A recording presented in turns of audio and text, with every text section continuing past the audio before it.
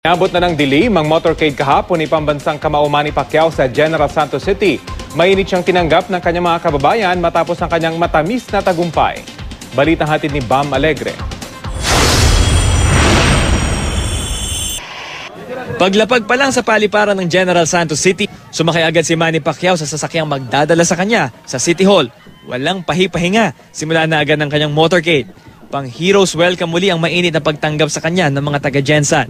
Tila tumigil ang mundo nila sa pag-ikot ng motorcade.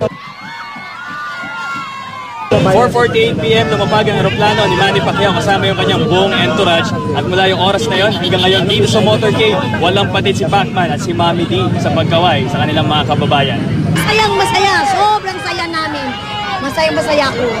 Inabot din ng dilim ang motorcade at nagsimula na ring bumigat ang daloy ng trapiko sa kabilang lane. Pero sa halip na mabad trip, bumubusina pa ang ilan bilang pagpupugay kay Pacman.